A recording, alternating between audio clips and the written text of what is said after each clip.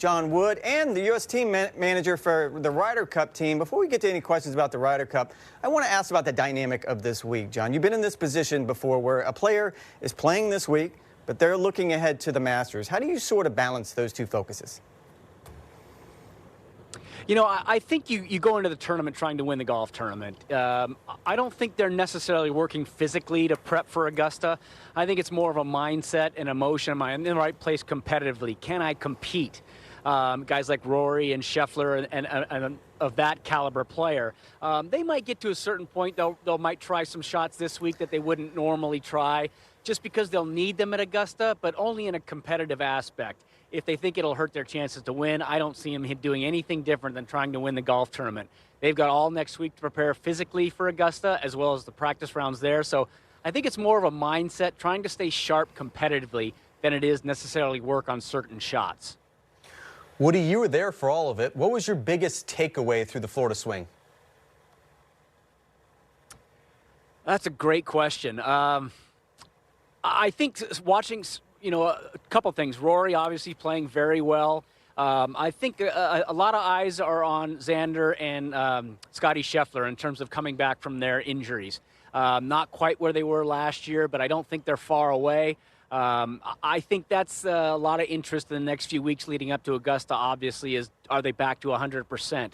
And physically, it's one thing. If it feels great, you're not feeling any pain. But mentally getting back to that place where you can overcome that feeling of little pains and aches you've had here and there up to this point is a big hurdle. And I think that's what we're looking for from those two guys. I think Justin Thomas is a big story.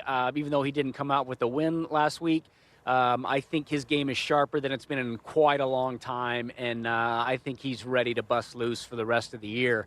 And Victor Hovland, obviously a huge story. He, you know, wasn't talking that confidently about his game, and all of a sudden, boom, out of nowhere, he wins a golf tournament. So it's another big name right back in the mix who we may not have expected to be the way he'd been playing. But guys don't forget how to win, and once they're back in those positions, I think guys like JT and Victor, we're going to see the same thing from Scottie and Xander. As soon as they're in the mix again, I think they're going to be able to win. So a lot of good stories coming out of the Florida swing.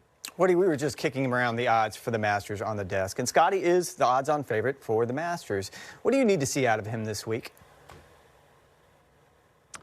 I think compete. I think he needs to, you know, not necessarily a place, top five would be great for him, but I think to be in the mix on Sunday is what he needs, just to feel those juices flowing again and see what the feels are like. He's so good. He's so talented. We saw it almost every single week last year.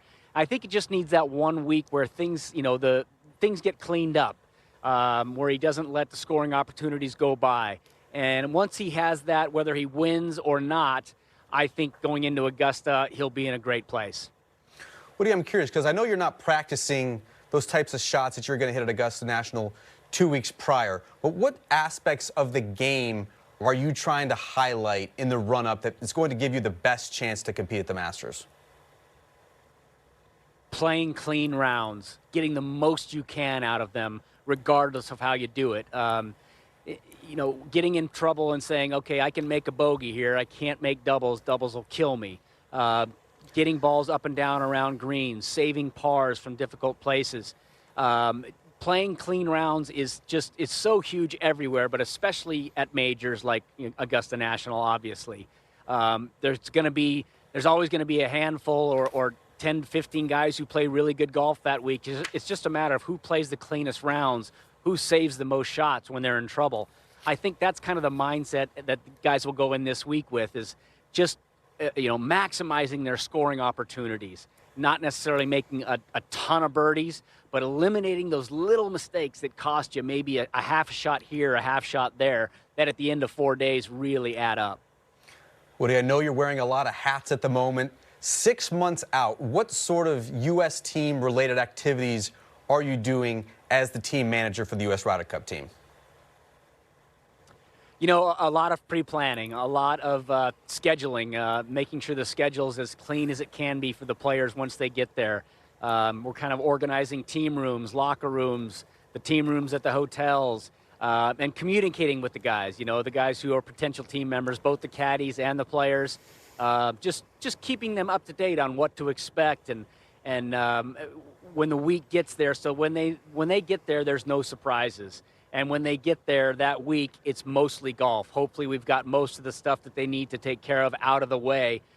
So when they get there on Monday, it's a golf tournament, and they can prepare normally. So a lot of communication with the players we expect to have a good chance to be on the team, and a lot of talking with the captain, Keegan, in terms of his vision for this team. He's been very clear about it to us and to the assistant captains, and just kind of, translating that to the players and the caddies so they know exactly what to expect that week.